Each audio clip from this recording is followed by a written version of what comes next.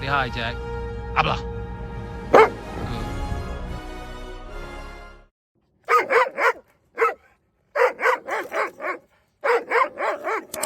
That was one thing I wanted to show you.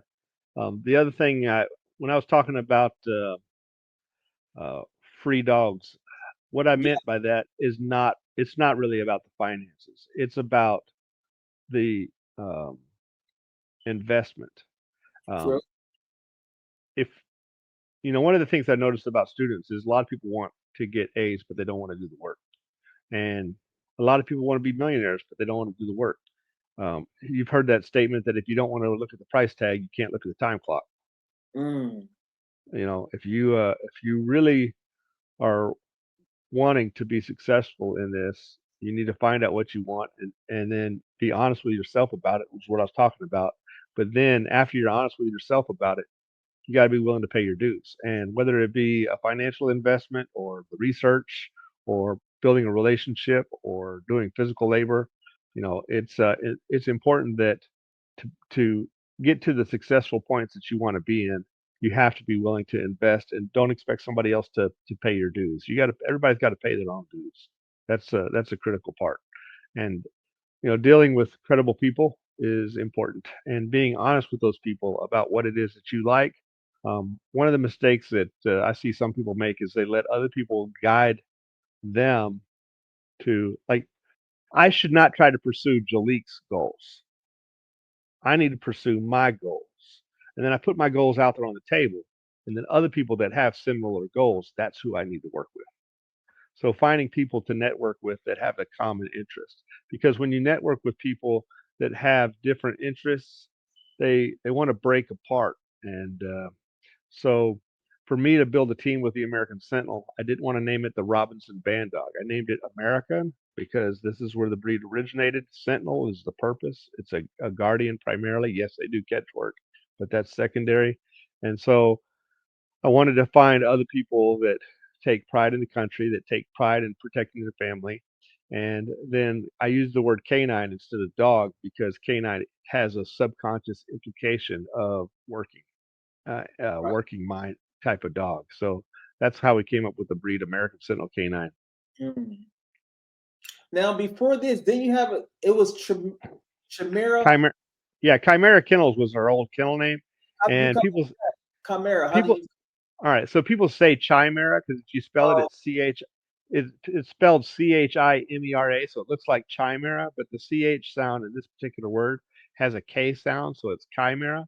mm, And in Greek mythology, a chimera is a combination of a lion, a goat, and a snake. mm, Um, so it has um, it's I think it's a lion head, a goat body, and a snake for a tail. But when I was in animal sciences, we actually used chimera technologies to combine the DNA of different organisms into a single individual. And mm, it was not different species, it was just different, like they had a black mouse and a white mouse, and they would take DNA from the black mouse and DNA of the white mouse and see if they could make a single mouse that had DNA of two mice. And then you'd see parts of the body where mouse A, and other parts of the body were mouse B, and that was called a chimera. And it mm. can actually happen naturally when you have twins, not identical twins, but fraternal twins, and they can have every once in a blue moon you'll have a single individual born. It's really, really, really rare where a single individual will have two sets of DNA. I remember one time seeing a show where a woman had they were saying who's the baby's daddy, and they did a DNA test to see who the baby's daddy was, and the man was the baby's daddy, but the woman was not the baby's mother. And they're Mhm. like, that doesn't make any sense. So they're like, it's impossible. I know this is my baby. I know this is my baby. Well, it turned out she was a chimera. Her reproductive organs were actually her sister's that she absorbed as a child, and she didn't know that. So she had two sets of DNA. So the DNA of the child actually matched her sister that was inside of her. She had two sets of Wow, that's DNA. interesting, man. And so you could say that was her DNA, and that maybe the mouth swab was her sister's. Because Mm, who's to say who is her and who's her sister, right? So half of her DNA was one person, and half of her DNA was a sister, but they only had one individual. It's a really, really rare event. where basically one embryo absorbs in the other, kind of like you've seen Siamese twins. Those are usually identical twins, but you can actually have twins where it's a functional organism. It's really rare, but that's like I said, it's Greek mythology type of thing. And so we Okay. use the term chimera kennels because the bandog oftentimes being a cross between a mastiff and a pit bull or something along those lines. I was thinking I'm kind of taking the DNA of different breeds of dogs and putting them together to produce my vision. And then since people said chimera instead of chimera, and it was a constant battle trying to correct things, I thought about what do I really want to call it? So we changed it to American Sentinel Canine, something that it was easier to understand. Plus, Bandog doesn't have to be a cross anyway.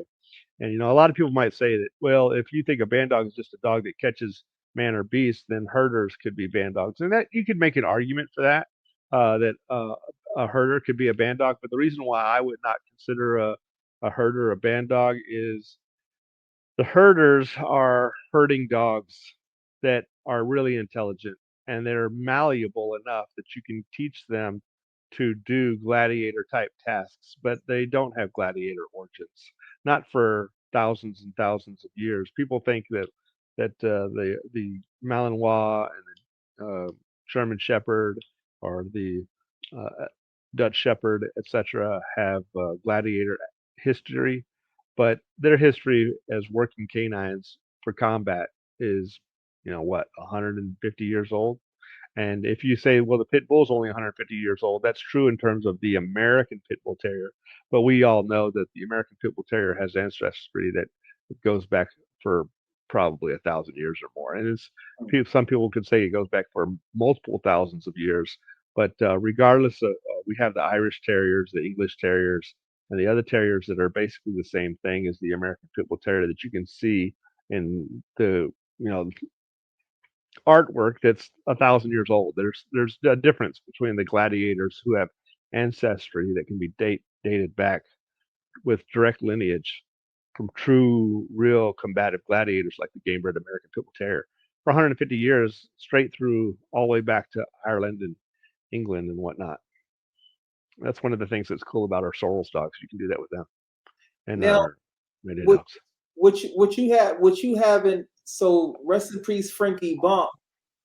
I know you can't replace Frankie Bump, but who's going to take his role? Because as far as your crossing of a Sentinel to a American Pit Bull Terrier, Frankie Bump was the lead guy, and then second was Lucky Seven. So who's going to be That's that right.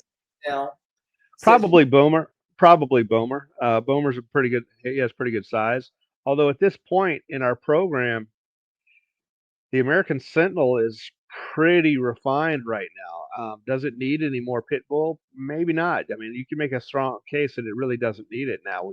We could basically keep working with what we have, and that's when I told you that I've kind of derailed a little bit because I have 9 female American Pit Bull Terriers and I only have 7 female American Sentinels.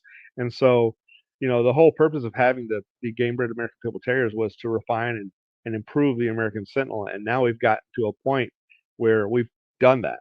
And the Sentinel could stand alone now. And I could actually decrease my number of pit bulls that I have and just focus on I could decrease the number of American Pit Bull Terriers that I have and focus on the Sentinels and build my population back up.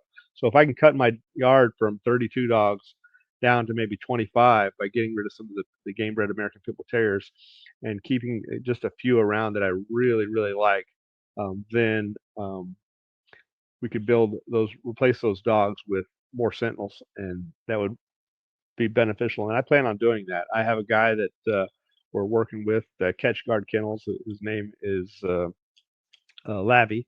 And he's a super nice gentleman, and he Oh, and I have he and I have a good relationship. And he may be a good person for you to oh yeah, interview because yeah. yeah, Put me in touch with him. I definitely interview him. yeah, and you know, a lot of our conversation that we had was really discussing the pit bull terrier, but the truth of the matter is the love of my work is really about the American Sentinel. Um, Right. I put all the work that I do with the American Pit Bull Terrier is for the American Sentinel, and but I know that you don't get to be great unless you make those investments. And this, like I said, this is the difference between our program and others. They haven't really done their research, they haven't really done their homework, and they haven't made the investments to do what had to be done to capitalize on building that solid foundation. And then having that foundation and staying at it for 24 years. Most Bandog breeders come and go, and they're here, within 3 to 5 years. You may have a litter, but then they realize it's a lot more work than you think. The first generation, a lot of times, is pretty consistent. The second generation is not very consistent. The third generation is not very consistent. But by the time you get to the fourth and fifth generations, you start to refine it, and you get a lot more consistency than you've had in the past. That's good that you're working with Ryan.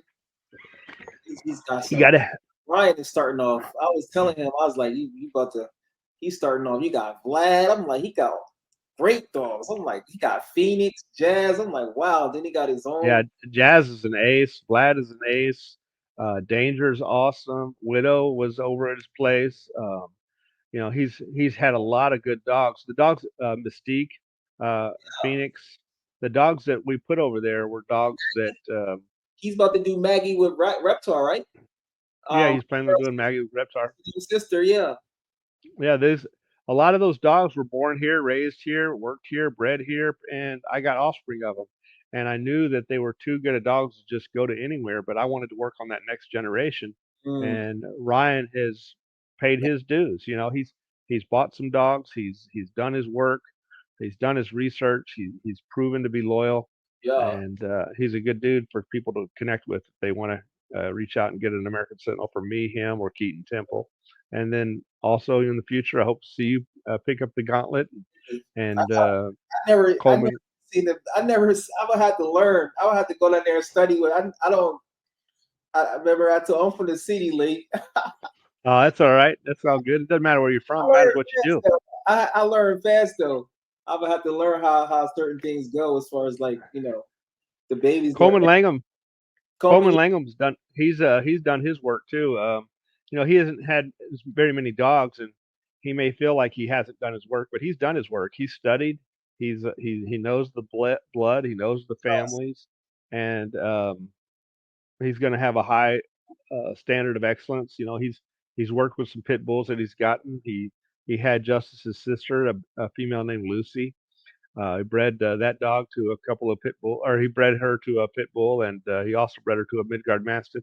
The Midgard Mastiff dogs, they were decent dogs, but they weren't exactly what he and I were looking for. He bred them to a Garner dog and got some really, really nice dogs.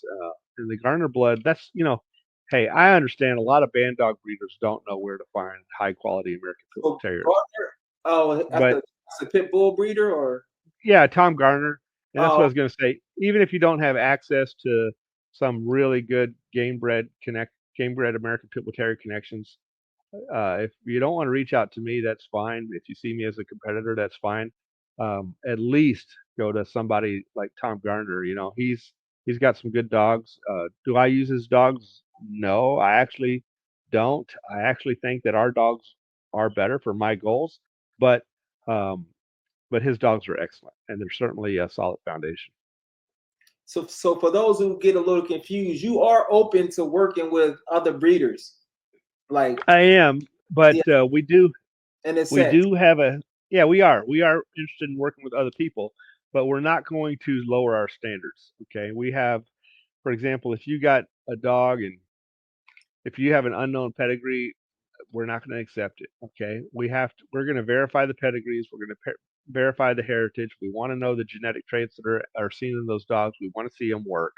And if you're using American Bully, sorry, we're not interested in that. We're sticking with the formulas that we used: game bred American Terrier, English Mastiff. We will accept some Neapolitan. We will accept some Tosa. Ryan used a little bit of Presa. I don't know if we will end up incorporating that into the American Sentinel or not. I'm not against it. It's just going to have to meet a high level of standard, and if it does prove out to work out, then it's possible. Maybe he'll take something like a Presa Sentinel cross or a Presa Pit Bull cross and refine it with a Sentinel breeding, and then take that and try to refine it again with another Sentinel breeding before we come in. It's not that we're going to say no. It's just we can't lower the standards. That And makes and sense. That makes sense. yeah, That's health too, as far as yeah, hip healthy. We got to have the hip X-rays, stuff. Like certain dogs we having allergies, and like that's like, right? man, that's something right there. When your dog got allergies and all types of that's a whole nother topic right Yeah, there. we get a lot of people that want us to use herder because they use herder and they like our Bandog program and they want to incorporate a Sentinel with what they've got. Um, I wish them the best of luck. If they want to get a dog from us and cross it with a herder, thumbs up, more power to them. I'm glad to help them do their thing. But the American Sentinel doesn't have herder, and it's Right. not gonna have herder. It makes just I don't. It's Yeah, that makes sense. my vision, and sometimes people get irritated and they really try to convince me on why I should use herder or something. But um, people have to understand I have a vision. I'm not going to change my vision. There's no dog on the planet that's going to be the Gladiator that the game bred American Pit Bull Terrier is pound for pound. So nothing. And the herder is not going to replace the Mastiff, and it's not going to replace the American Pit Bull Terrier.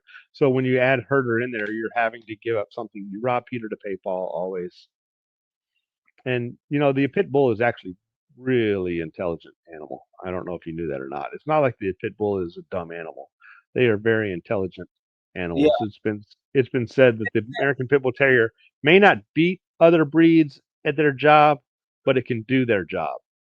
yeah. And then How smart do you want the dog to be? Like it's huh? only, if you really think about it, like most dogs are intelligent. Like the Sentinel is intelligent, but The how? Sentinel's very intelligent. It's not like you need them to like play They're your not music. gonna Yeah, yeah, it's they're like not gonna cook a casserole. I'm not asking them to it's cook like, a smart do chicken you? broccoli casserole for Thanksgiving Yeah, dinner or it's something. like yeah, a lot of that is just like it doesn't really matter. Like unless you like I guess in the sport world, and I guess people Yeah, doing if you want to compete at nationals or yeah, something like that, you need a like herder. do it. But Um, for the everyday person, I mean, it doesn't. You know, you can. Asking a pit bull to compete in sports, you can do that, but I would not expect an American Pit Bull Terrier to win nationals. Is it possible? Maybe possible, but very unlikely. I'll tell you what's even more unlikely though: having a herder compete as a game dog. It'll never happen. It'll never ever happen. They can't do it. I mean, you can find some herders out there that might be able to outwork an occasional pit bull, but they'll never outwork the best. Not even close. They'll never do it. And so that's why we stick with the true gladiator blood for protection work. Makes sense. And everybody can have the type of dog that they want. Speak. I had a question. What's your thoughts on um preserving your semen for your legendary dogs? What's your thoughts on that? And also, what's your thoughts on dog cloning dogs? Because I think I seen one Yeah, guy. we were real close to cloning a dog about 5 years ago. I was talking to a professor at the University of Illinois, which is where I graduated from, and he was friends with my former advisor. Her name was Dr. Janice Barr, and this gentleman is one of the top cloners in the United States. But it's $50,000 to clone a dog. Now, we were thinking about it. We really were. And there's ways that you can get around that cost to some degree, but you're not going to eliminate the cost. Um, we had a number of people that were interested in this dog, and they were willing to buy like a spot to get a pup off of him if we produced it. So, like Mm, for example, let's say we sold 10 pups off of him for $2,000 a piece. At That's 20 grand right there. So if we had a $50,000 dog, but we had $20,000 of assistance, then we'd have to come up with the other 30. So we were looking into it, but I actually knew of a couple cases where people had dogs cloned, and while the dogs genetically were the same, the dogs were not the same, and that tells us that how much of the factor of the dog's final product is DNA and how much of it is environmental shows a role because we can never really have the same environment. For example, a lot of people think that brothers have the same DNA. They don't. They have 50%, but unless they're identical twins. If they're identical twins, they have the same DNA. But what if one of those individuals has a bad experience or let's say those two individuals have an altercation. No matter how even they are, there's still going to be one that wins. Maybe you got lucky. And when that happens, it starts to change their environment because the winner has the environment of the winner and the loser has the environment of the loser, even though the DNA was the same. So this affects the mentality. And then once you have the mentality affected, now the hormone profiles change. You have endorphins, you have cortisol, you have different types of hormones that are changing, which is going to affect the phenotype. I saw one study that just showed what you eat changes not only your muscle mass, but also even change the jaw itself. So it's pretty interesting. So that's an amazing topic. I would love to Yeah, you can get into epigenetics and whatnot. Yeah, I'm really into epigenetics. I think that makes Yeah, epigenetics is a very interesting topic, but Mm. in my opinion, it's nothing to breed for because epigenetics you can't select for it. Epigenetics is changing the environment and how for example, if you go to the gym, if you eat right, you exercise, and you stress your muscles, that stress tells your body that my muscles need to grow. And so that ability to grow bigger muscles is in your DNA, but it's not turned on until you stress your body. Right. So you you can't really select for epigenetics. You select for phenotype, which means the traits that are expressed. A lot of people think phenotype means the physical appearance. Not true. That is true, but it's more than that. Phenotype means the trait that is expressed, which means what you see, but it could also be steroid levels, which you don't see. You're not going to see that unless you measure it. Or it could be your cardiovascular fitness, which you're not going to see unless you test it. So phenotype just means the traits that are expressed. It could be chemicals. It could chemicals that are in your body. It could be your nervous system. It could be coordination. Some people are just naturally more coordinated than others. Remember when I talked about with itness? Say that again. Remember in the first part where I talked about with itness? Yeah. It's kind of like Beethoven could just play the piano. Yeah. I can't play the piano. I could practice as much as I want to. I don't have that skill, but there are things that I do have skills at. Like if I've never done body work on a car, but I know that if I have a car in front of me, a lot of times I'll see dents and paint lines that other people won't see. And when I'm working a dog, I'll see behavior that a lot of people don't see. And I think that helps me in selecting good individuals and also helps me in my training because I see behaviors. Like, for example, I remember one guy that came here. He wanted me to have his dog jump into the truck and do some bite work because he saw a video of Grit jumping in the truck doing some bite work. And I worked his dog, and I could tell the dog was not going to jump in the truck today, but we could get him there. It would just take several sessions. And that offended him when I told him his dog was, that we were done for the day. He wanted to continue and push the dog. And I was like, the dog's not going to jump in the truck today. He's like, I know what my dog will do. I know what my dog will do. But he couldn't see the dog had already reached its limit. It was done.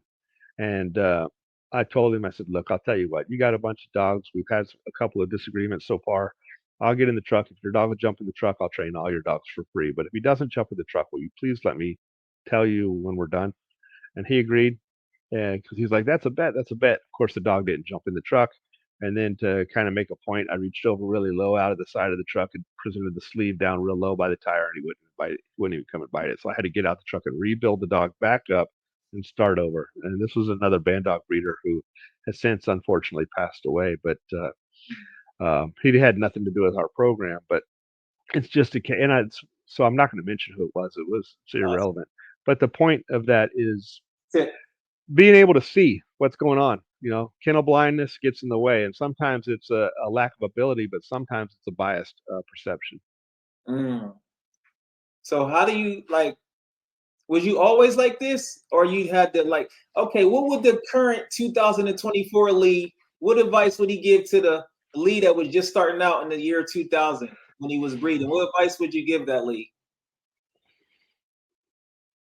This is going to be politically incorrect. I probably would not have gone into teaching. I probably would have gone into canine full time. Mm.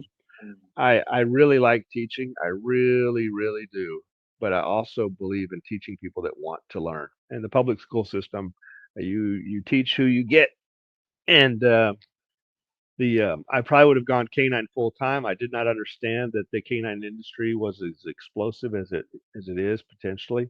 Mm. Today, the canine industry is very saturated, That's it. but the canine industry is very saturated today. But 20 years ago, it was not. I know a lot of people that started 20 years ago, and they have been very, very successful in their career.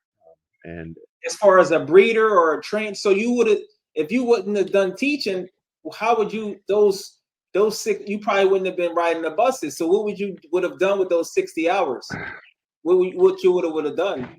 well, You you could do obedience training, you could do boarding, uh, and with obedience training and boarding, you could certainly make a good living with yeah. that, and then do the breeding, of course, still on the side and still make your project. The thing that's tough about doing some sort of private industry business is you always have to worry about retirement, health insurance. What Yeah.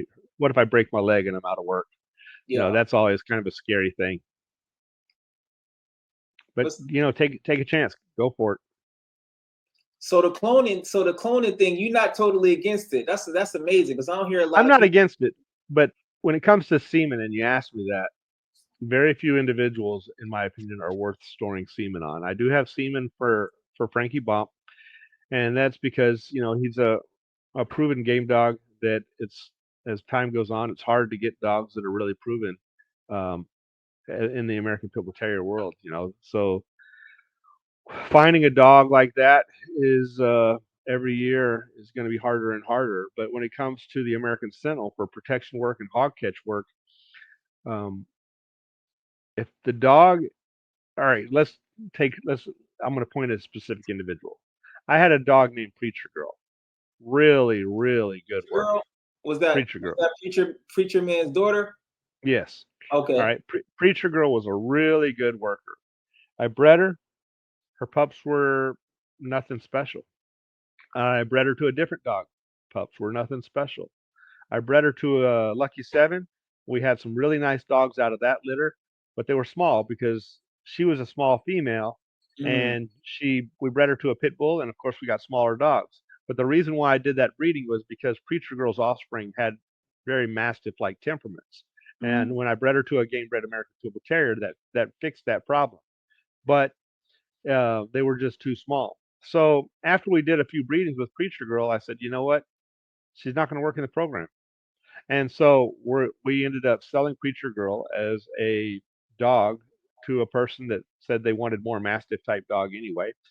We originally were trying to sell her to a working home, not a breeder, but we found somebody that said they were interested in breeding her, but they like the more Mastiff temperament dogs anyway.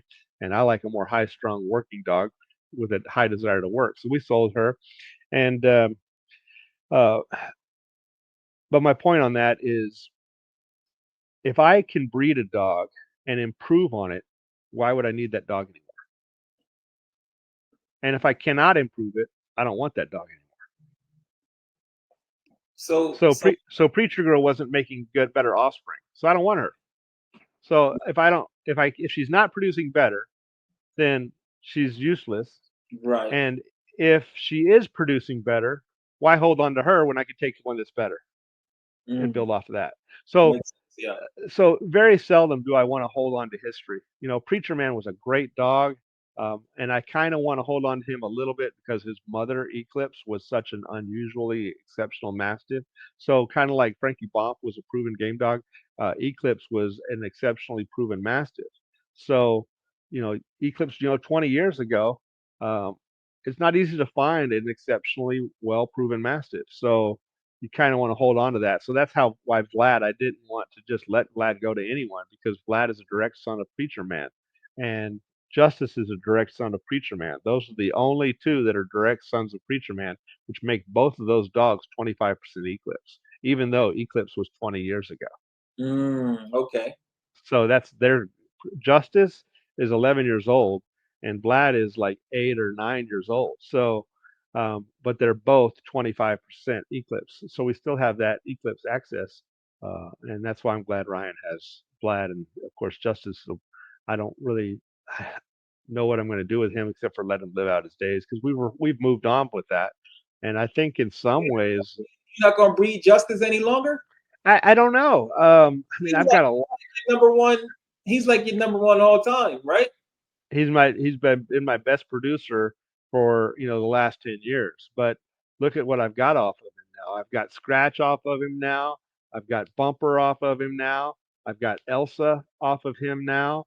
I've got um Jazz was his daughter. We took Jazz back to Vlad, which Yeah, is Justice's half brother. I've got Onyx off of him. We've got Scratch's we got double bred Justice and Ladysmith because Onyx and Scratch were both off of Justice. We're bred back together, so we were refining it, moving it forward. So if I breed back to Justice, I breed back to some things about Justice that I don't like, and that is that Mastiff type temperament. See, he's only 37.5% pit bull. So Oh, so one of the things that we wanted to do with Justice was we bred him to females that were very high on the percentage of American Pit Bull Terrier. now for the people that don't understand it, even for myself, when you say Mastiff type temperament, can you break that down a little bit more? Sure. So Yeah. the Mastiff type temperament tends to be softer nerves. They kind of they're not real sharp. They're a little bit more mellow. They're defensive driven, and they don't have a lot of prey drive. And they're more lethargic. Oh, They also tend to shed a lot. They drool a lot. These are Mastiff type traits. So I like a really clean, refined dog. If you look at the dogs on my website, you're going to see short hair. You're going to see dry mouth. You're going to see high energy. You're going to see high prey drive. mm, They are handler sensitive to some degree, not as bad as they were, correct. 10 years ago. But I always want some degree of handler sensitivity because I don't want to have to get into a fight with my dog when I tell him it's. If I dropped a steak on the floor, um, which obviously I don't want to eat a steak that's been dropped on the floor, but let's just say a hypothetical. Let's just say I got groceries on the floor that we just came home. They're still in the bag, and there's a bag of steaks in there. I don't want the dog challenging me trying to get the steaks out of the bag that I set on the floor. I want a dog that respects. When I say no, it means no. Got you. I make sense. Okay, so that's okay. But Justice brung a lot of that civil aggression in that a lot of the pit bulls don't have. Yeah, so he has um, Mastiffs can be game. Now, people are going to find that I smile because very few people have seen game Mastiffs, but there are a few that exist. They're anomalies. Okay. They don't reproduce themselves consistently. There are a few that exist. I've seen some that are really tough dogs. And when I say game, I'm not going to claim them to be, dead game animals because obviously you can't say that about any animal that's still alive. But I'm Right. talking about a very high degree of determination um, that can take a lot of stress. Madison Parker used to use the statement "game enough to win," meaning willing to.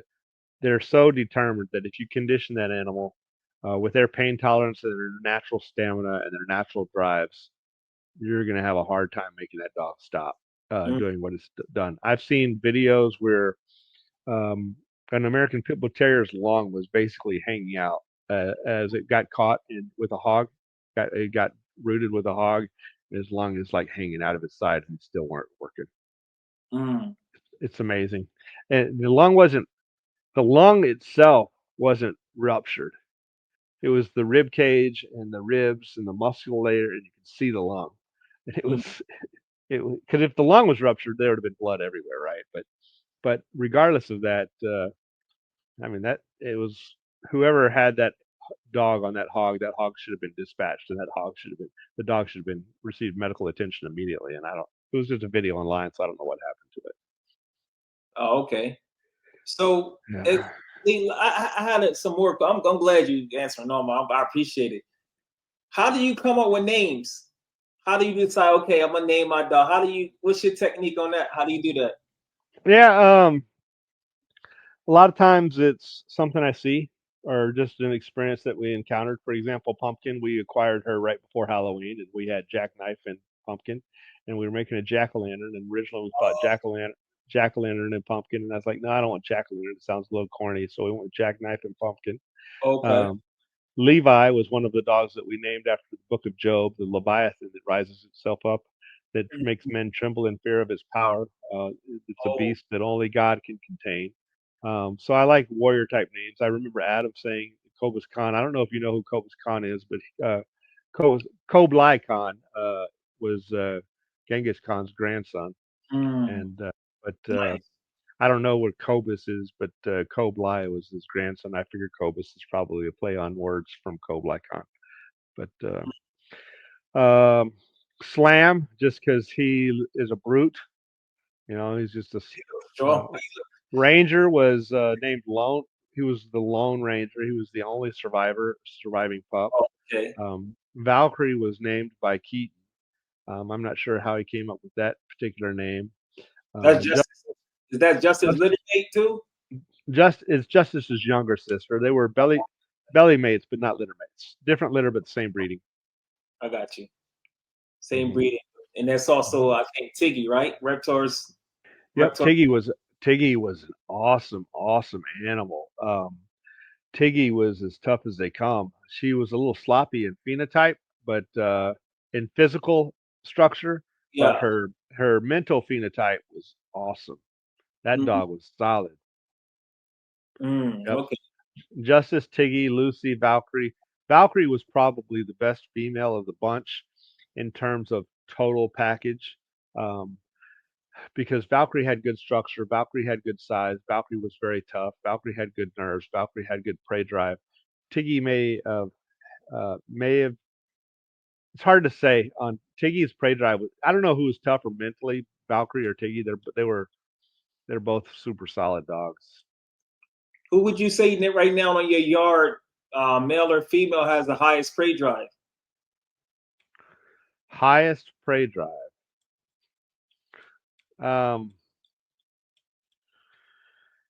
Scratch, Bumper, Lady Smith. They're insane. Okay. They're right up there with the. Honestly, this is going to sound crazy, but it's true. Some of our American Sentinels have more prey drive than some of the best pit bulls I've ever seen. And I think it's just because of selective breeding for so long that we really push that envelope. We have dogs that have prey drive that I guarantee you, if I was to do like hang time work, they would hang just like a game bred American Pit Bull Terrier, even though they're twice as big. And that's something else I wanted to mention was take the game bred American Pit Terrier and double its size and double its size and make it more protective. I mentioned that earlier, but that's basically what the American Sentinel is supposed to be.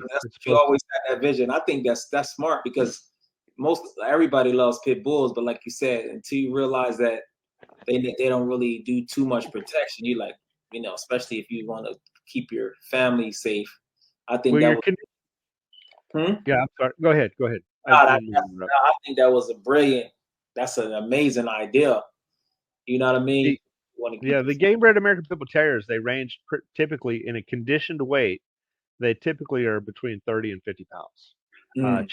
Chain weight's typically going to be 36 to 60 pounds. Well, if we take that conditioned weight, 30 to 50 pounds, and double it, so we're at 60 to 100, or even better yet, let's say 70 to 100, with the females being 70 to 85 and the males being 80 to 100. Then if you have an animal that's built in shape, that's a lot of dog. Like you said, your dog's name. I'm having a freeze. What's your dog's name again? Jaguar. Jaguar. Yeah, Jaguar. So he weighs what right now? He like 105. He got up to 110, but that's when I was feeding him twice a day. So I like him like he like 105. Now let's say that you were to get him ripped up like Ranger in the picture that we were looking at earlier. What do you think he'd weigh at that? Probably 95. Probably 10 pounds. 95. Yeah. Yeah, and see, so I would probably be reporting his weight at 95 to 100 pounds, because um, you I'll be know, looking at your dogs, Lee. I'll be like, man, this gotta be. You be like, dog, 80 pounds. I'll be like, man, that dog gotta be 90 pounds. Because I can look at a dog and see, especially I'm like, I'm like, he's almost bigger than he's like Jaguar size. I'm like, he's gotta be bigger. But I understand now, though.